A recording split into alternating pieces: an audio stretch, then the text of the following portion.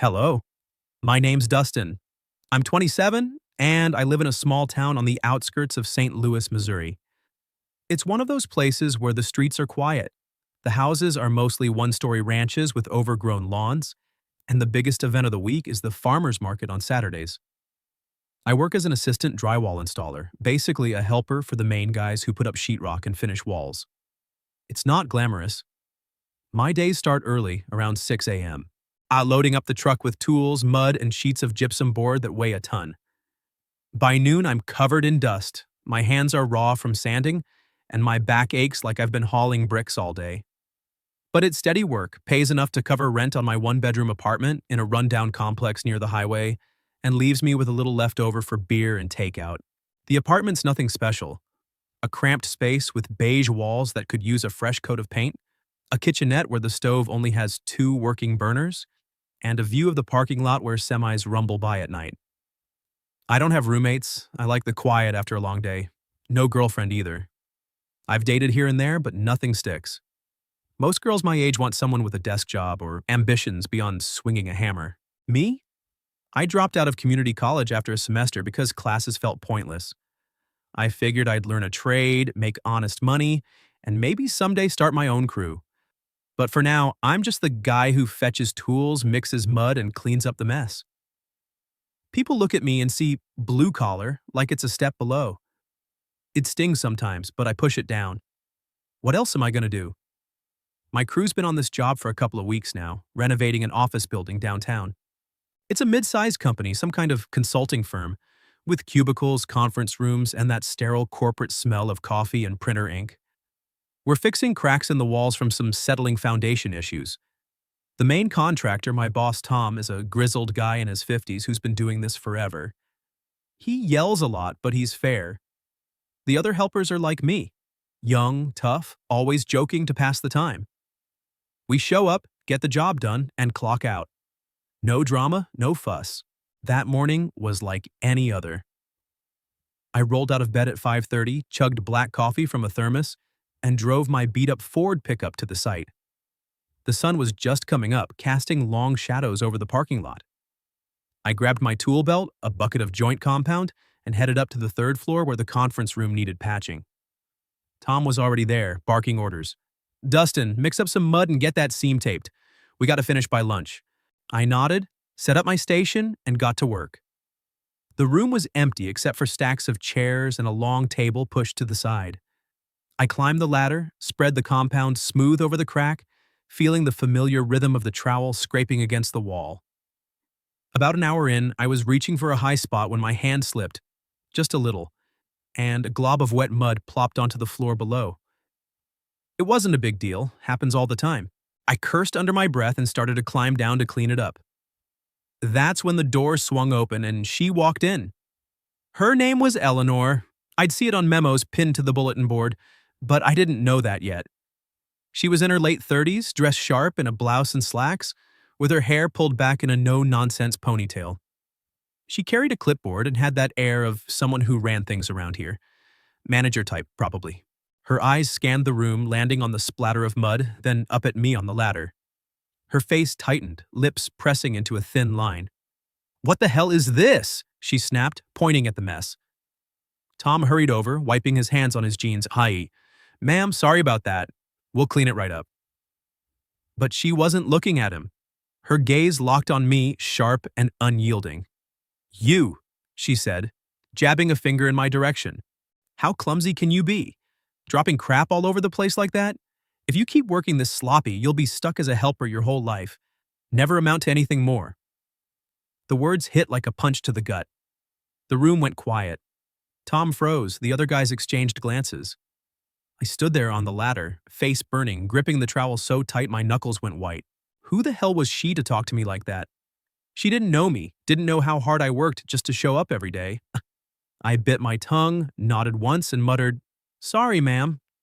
But inside, anger boiled up, mixed with that familiar shame. Stuck as a helper. Never amount to anything. It echoed in my head as I climbed down and wiped up the mud. She stormed out without another word, clipboard tucked under her arm. Tom clapped me on the shoulder. "Don't sweat it, kid. Clients get pissy sometimes." but I couldn't shake it. As we packed up for lunch, I kept replaying her words. She thought she was better than me, looking down from her office perch. Fine. If she wanted to judge, I'd give her something to judge. Not by screwing up the job. That wasn't my style. No, I'd make her notice me, make her uncomfortable, show her I wasn't just some disposable laborer. Maybe help out extra, flirt a bit, get under her skin. Call it petty revenge. But in that moment, it felt like justice. By the end of the day, I'd overheard her name from the receptionist, Eleanor. I repeated it to myself on the drive home, the truck rumbling over potholes. Eleanor. She thought I was nothing. Well, she'd remember me soon enough. A couple of days after that humiliating morning in the conference room, I found myself back at the office building. The job wasn't done yet. There were still a few walls in the break room that needed finishing touches, and Tom had assigned me to handle the details. I showed up early, tool belt slung over my shoulder, determined not to let Eleanor's words rattle me again. But deep down they did. Every time I replayed her sharp tone in my head, that mix of anger and shame bubbled up. She thought I was clumsy, worthless, doomed to be a helper forever. Fine. If she wanted to see me as some joke, I'd turn it around. Not by messing up the work that just proved her right. No, I'd make her uncomfortable, get her attention in a way she couldn't ignore. Call it revenge, but it felt more like proving a point. I started small. As I mixed up a fresh batch of joint compound in the hallway near her office, I spotted her walking by with a stack of files. She didn't even glance my way at first, too focused on whatever corporate nonsense was on her mind. I wiped my hands on a rag and called out casually, "Morning, Eleanor. Looking sharp today. You must be turning heads in those meetings." She stopped, turning slowly with that same tight-lipped expression from before. Her eyes narrowed. "Excuse me?" I grinned, keeping it light. "Just saying, you brighten up the place. Bet the guys in suits can't concentrate." She huffed, shifting the files in her arms. "Focus on your work, please. We don't need distractions." She marched off, but I caught the faint flush on her cheeks. Score one for me. From there, I ramped it up. Every time I was in the building, I'd find excuses to cross paths with her. Once, she was struggling with a heavy box of printer paper in the supply room. I stepped in without asking, lifting it effortlessly onto the shelf. "Here, let me get that. Wouldn't want you straining something. Us guys are built for the heavy lifting."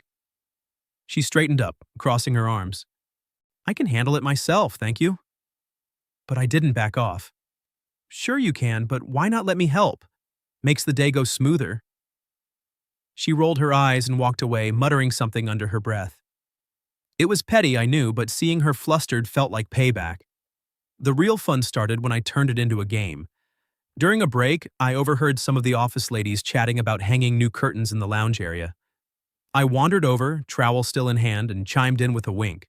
"Ladies, if you're putting up rods, make sure they're level. Nothing worse than crooked curtains. I could show you a trick or two if you want." They giggled, but Eleanor, who was nearby grabbing coffee, shot me a glare.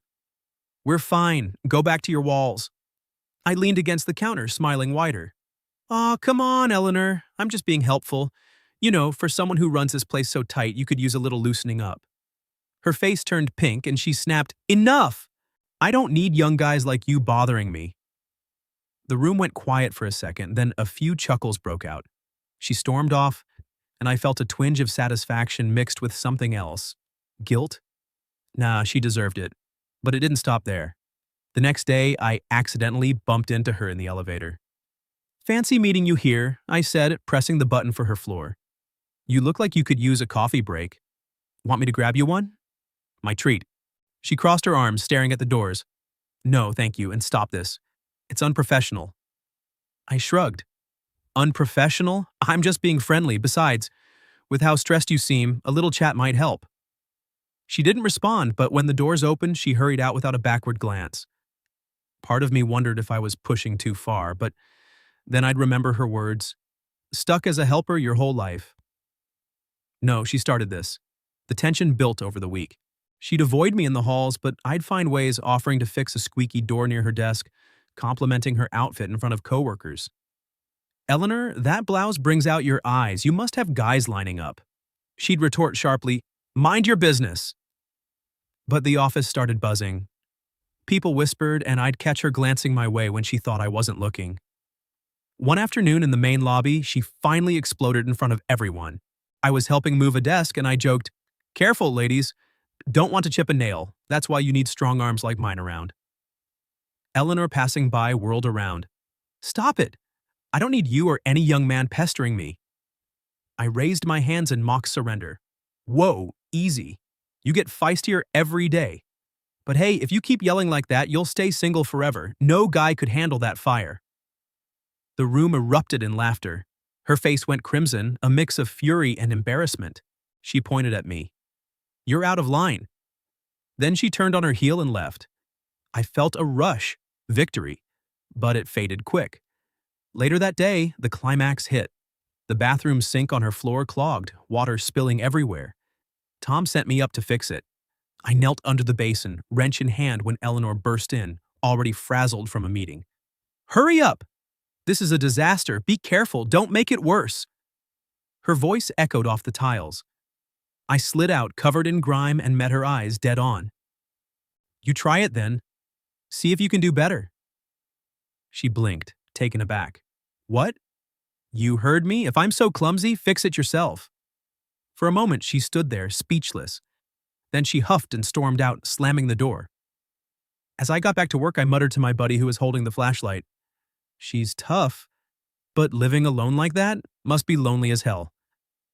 I didn't know she was still in earshot, pausing just outside. She froze but didn't come back in. By the time I finished and packed up, I started questioning myself. This revenge was turning into something else. I wasn't just annoying her, I was curious. Why was she so guarded? What was behind that tough exterior? As I drove home that night, the truck's engine humming, I realized maybe she wasn't the enemy. Maybe she was just like me, hiding behind walls. The shift came sooner than I expected. A few weeks after the bathroom incident, the weather turned brutal. Missouri winters hit hard, with biting winds and early darkness that made everything feel heavier.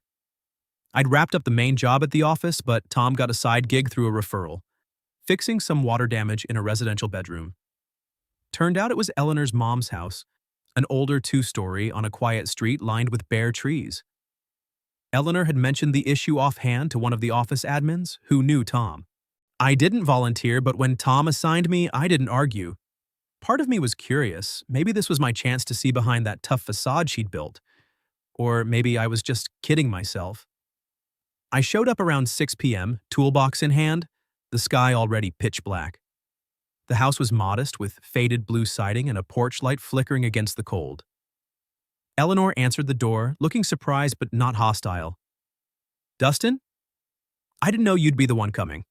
Her voice was softer than at the office, tired around the edges. She wore a simple sweater and jeans, no makeup, her hair loose for once. "Yeah, Tom sent me. Shouldn't take long." She nodded and led me upstairs to the bedroom. The damage was minor. A leaky pipe had stained the ceiling and warped a section of drywall. I got to work right away, cutting out the bad spot, patching it with fresh sheetrock and taping the seams. The house was quiet, too quiet. I could hear the faint tick of a clock downstairs and the occasional creak of floorboards. Eleanor's mom was resting in the living room, I guessed, but there were no other sounds, no TV, no voices. As I mixed the mud, I caught snippets of movement below. Then, muffled at first, came the sound of soft sobbing. It started low, like someone trying to hold it in, but grew into quiet, ragged breaths. I paused, trowel hovering midair. It was Eleanor. She was alone down there, probably thinking no one could hear. My first instinct was to ignore it. None of my business. But something tugged at me. The woman who'd snapped at me so many times, who seemed unbreakable, was breaking. I wiped my hands and headed downstairs quietly. The living room was dimly lit by a single lamp casting long shadows. Eleanor sat on the couch, phone clutched in her hand, tears streaming down her face. Her shoulders shook, but she wasn't wailing. Just that silent, exhausted cry of someone who's held it together too long. Nearby, a blanket was draped over an armchair, and a half-empty mug of tea sat cold on the side table. She didn't notice me at first. I cleared my throat gently. "Eleanor, you okay?" She startled, wiping her eyes quickly, trying to compose herself. What are you doing down here? Go back to work. Her voice cracked, lacking its usual edge. I hesitated, then stepped closer. I heard, sounded like you needed a minute. What's going on? She looked away, sniffing. It's nothing. My mom's not feeling well, had to call the doctor. She's going to the hospital tomorrow for tests. It's just overwhelming. I nodded, not pushing. Instead, I went to the kitchen, found the kettle, and boiled water for tea. I added a slice of ginger from a jar I spotted in the fridge, something my own mom used to do when I was stressed as a kid. When I brought it back, steaming and fragrant, she stared at it like it was foreign. Here, it'll help warm you up. She took it reluctantly, wrapping her hands around the mug. You don't have to do this. I'm fine. But she didn't tell me to leave. I sat on the edge of the armchair across from her, not too close. Look, I know we got off on the wrong foot. But if you want to talk, I'm here. No judgments. She sipped the tea, staring into the steam. Minutes passed in silence, the only sound the wind rattling the windows. Then, slowly, she opened up. Everyone thinks I'm this control freak. At work, at home, I have to be. My mom's getting older, needs more help every day. And me? I've never had anyone to lean on. No husband, no kids. People judge that, you know? Like I'm too picky or too hard to love. Her voice wavered. I snap at everything because if I don't keep it together, who will?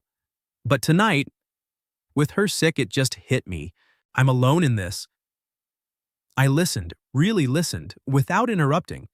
Her words echoed my own insecurities, the way people dismissed me as just a helper, unworthy of more. That sounds heavy, I said finally, carrying all that by yourself. But you're not weak for feeling it. She looked up, eyes red-rimmed. You think?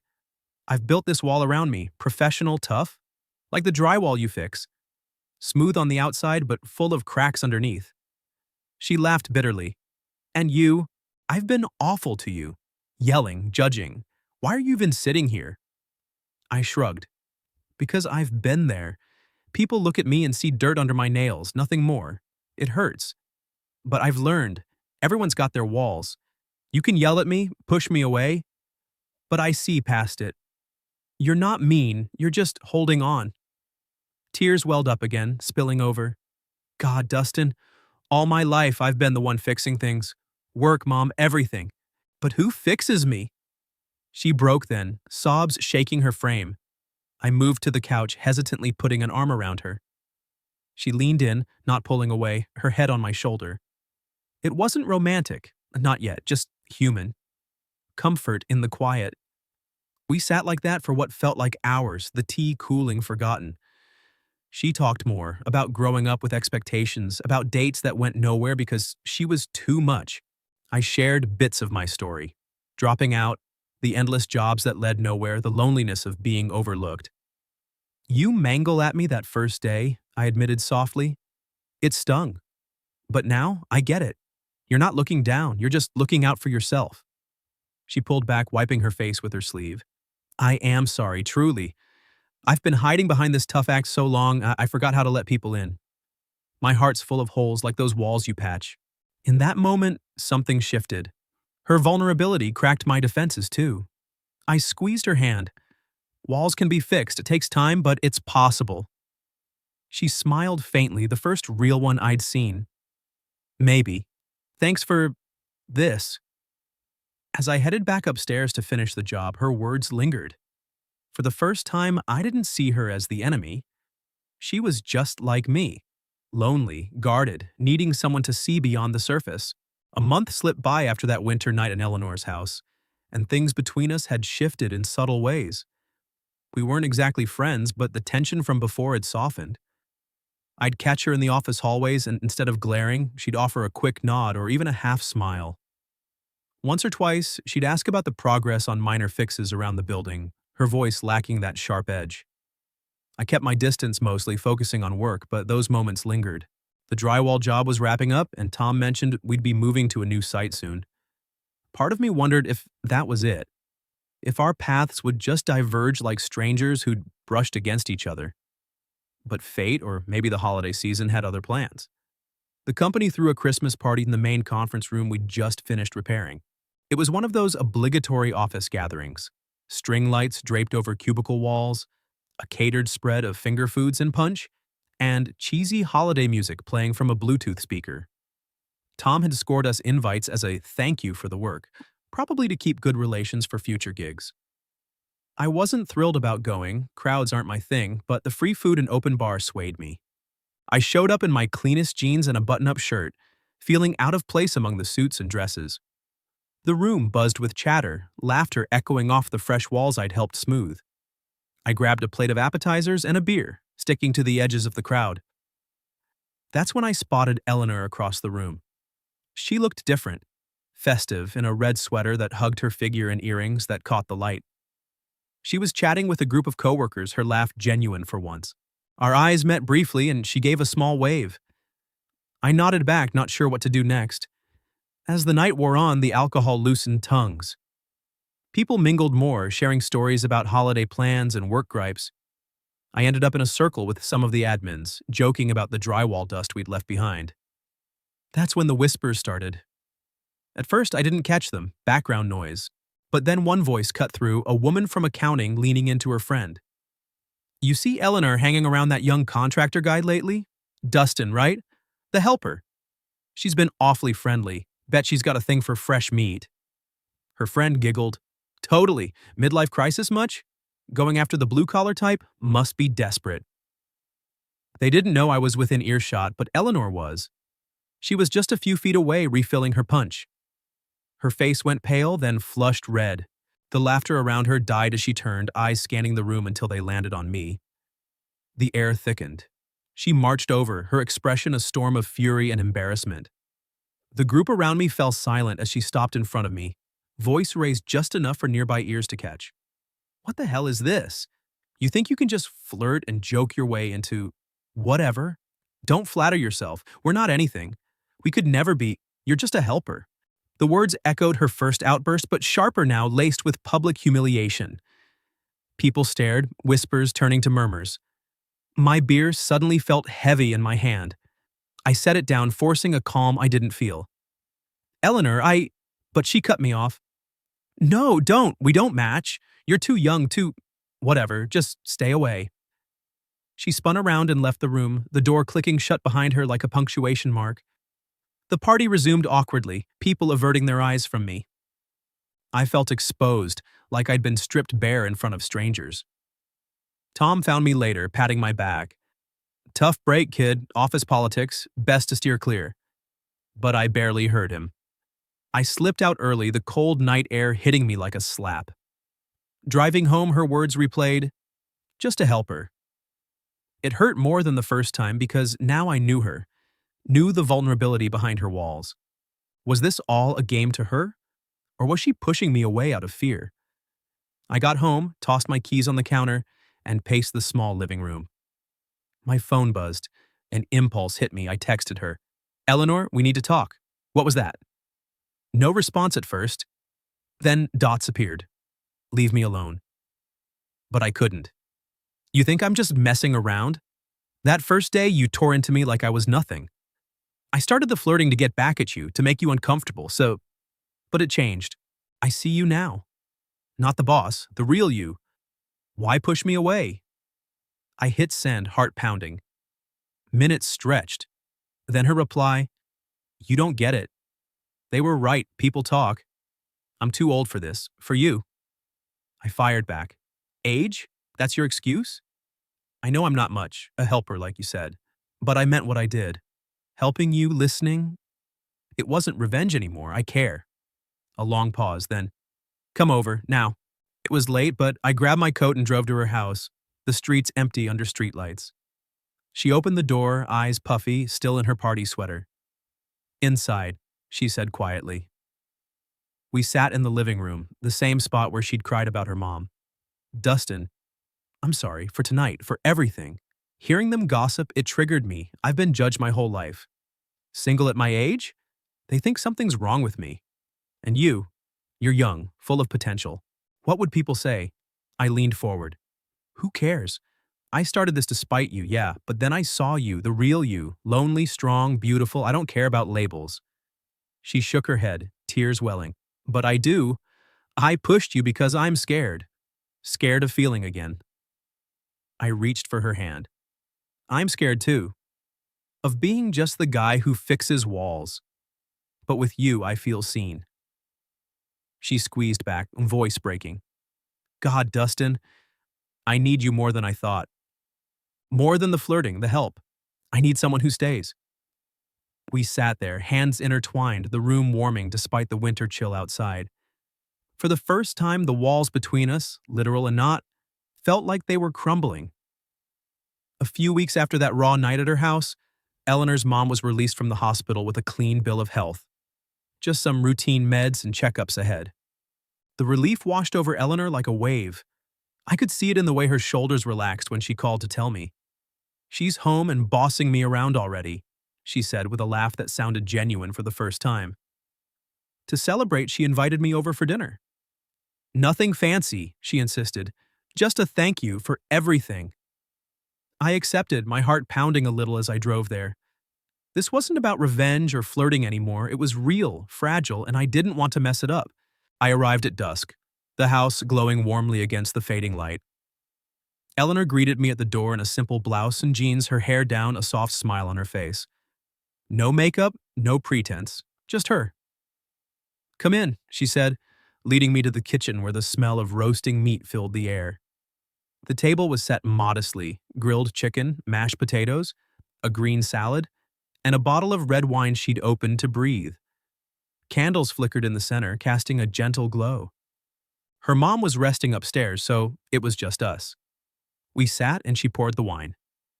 To new beginnings, she toasted quietly. I clinked my glass to hers, our eyes meeting. As we ate, the conversation flowed easy at first, about her mom's recovery, my latest job wrapping up downtown. But then she set her fork down, looking at me steadily. Dustin, I need to say this. Thank you. For staying that night, for listening when I was falling apart, and for putting up with me before, all the yelling, the judgments. I was awful. Her voice was steady, but her eyes shimmered. I reached across the table, covering her hand with mine. You weren't awful. You were protecting yourself. I get it now. And honestly, I wouldn't change a thing. Even the rough parts brought us here. She nodded, blinking back emotion. I was so scared. Of letting anyone in, of being vulnerable, but you saw through it. You didn't run when I pushed. I smiled softly.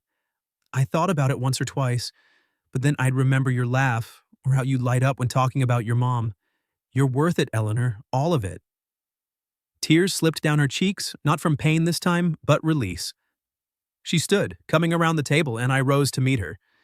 We embraced in the kitchen, her head against my chest, my arms wrapping around her like I'd never let go. The room felt bigger, warmer, as if the invisible barriers we'd both built had finally dissolved. No more drywall metaphors, just us, raw and real. We didn't rush into promises that night. No talk of marriage or labels. Instead, we cleared the dishes together, our hands brushing, small touches speaking volumes. As I helped dry the plates, she turned to me. People will talk, about us, the age difference, your job, my attitude. I shrugged. Let them. We don't need their approval. This is ours. She smiled through fresh tears. You're right. For the first time, I feel free. From the walls I built, from the loneliness. We stepped outside onto the porch, the night air crisp, stars peeking through clouds. I pulled her close again. We'll take it slow, no rush, just us figuring it out. In the months that followed, we did just that. We kept things quiet at first, no big announcements. I'd visit her house, help with chores, share quiet evenings. Rumors floated around the office and town, whispers about the manager and the contractor kid. Some judged, some smirked, but we tuned it out. Our love wasn't for show, it was the steady kind, built on forgiveness and presence. I didn't need to prove anything anymore, and neither did she. We were free, from misunderstandings, from solitary walls, and in that freedom, we found each other.